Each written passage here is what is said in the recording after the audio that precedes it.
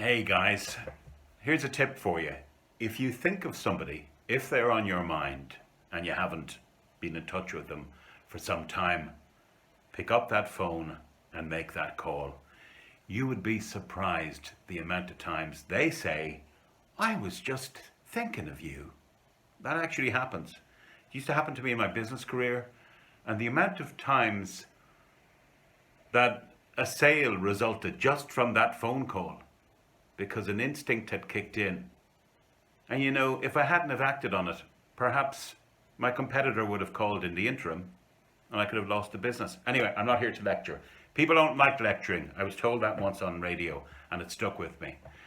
As did the person I'm going to talk about now, because I had one of those instincts recently, one of those inklings, obey your, what do you used to say? Well, obey your instinct.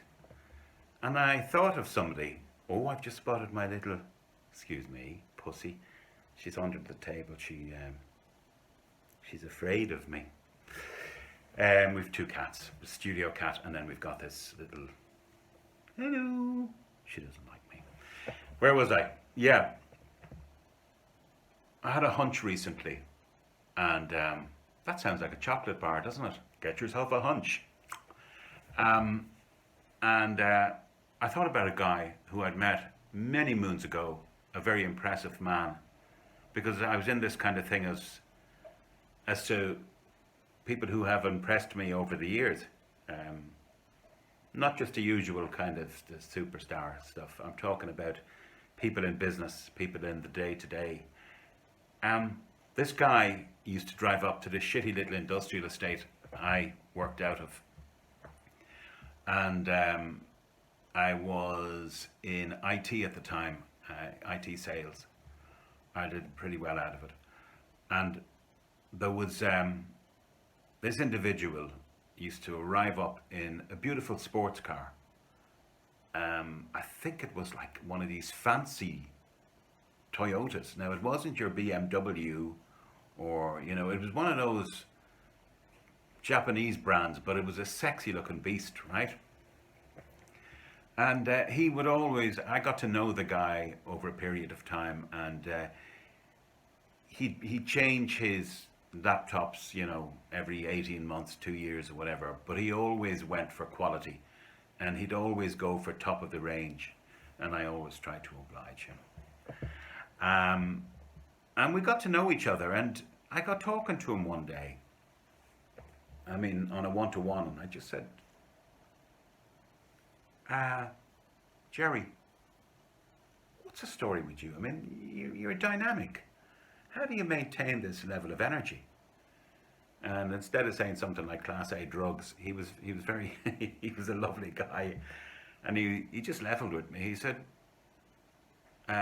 wealth and making friends. And I said, wealth and making friends? He said, yeah, my whole life has been about creating wealth and making friends. And it stuck in my head. How noble a kind of way of going about things, a way of being of service. Obviously it was for the win-win. Sure, he had his fancy sports car and his fancy laptops. They were a way... We're still filming, sorry. They were a way of, here's what I've done with my life. But he was a dynamic individual. And creating wealth and making friends. All for the win-win. I'd imagine his family benefited very nicely out of his wealth creating instincts. And I imagine his many friends also benefited from his presence and his charisma and all the rest of it. And indeed, I benefited it when I think that 20-something years later, when I thought of my short list of people who had impressed me, he was in there. And unfortunately, in this case, the instinct I had was just to go to rip.ie. Don't know why. Just tapped in his name, and he died a few months ago. Relatively young, early 70s. Suddenly, And there's a lot of people dropping off suddenly. I wonder why that is recently. He was a remarkable individual, and I'm going to leave you with that. It was just, I thought, a very noble way of going about things. Well, Mark, I'm here to create wealth and make friends.